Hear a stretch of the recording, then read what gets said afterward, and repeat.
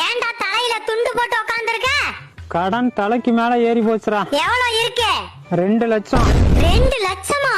ஆமாண்டா, போன வருஷம் ஃப்ரிட்ஜ் வாங்க 10,000 ரூபாய் கடன் வாங்கினேன். சரி, அதை அடைக்க வார வெட்டி போட்டேன்.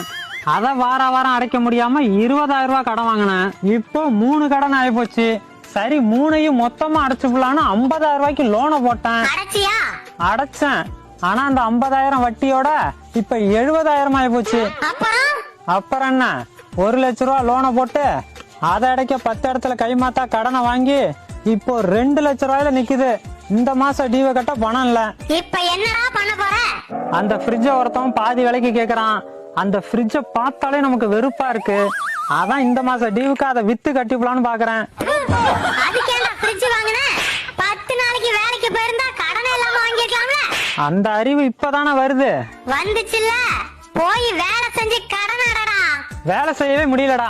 கடனை நினைச்சாலே ஒரே மன உளைச்சலா இருக்கு. மண்ணம் கட்டி இப்படிதான்டா ஊர்ல பாதி பய சுத்திட்டு இருக்கான். லோனு வேணுமானா அவங்க தான் கேக்குறாங்க. நாங்க என்ன பண்றது? உனக்கு எங்கடா போச்சு புத்தி?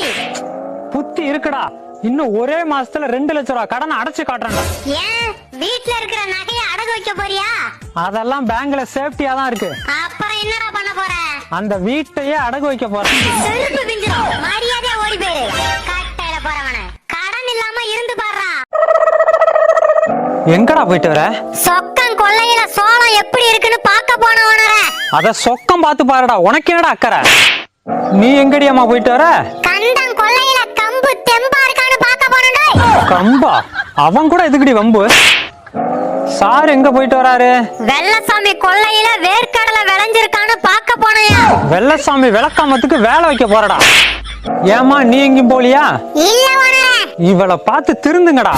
சரி, இறங்கி கீழே வாமா. வேண்டாம் ஓனரே. ஏன்? மேல இருந்து பார்த்தாதான் கண்டுபிடிக்க முடியும் பக்கத்து கொலைகாரன் வரானா இல்லையான்னு. அதை ஏண்டி நீ கண்டுபிடிக்கிற? அப்பதானே நம்ம பசங்களை அலர்ட் பண்ண முடியும். இவனை பாக்குற திருட்டு வேலைக்கு காவல் காத்துட்டு இருக்க.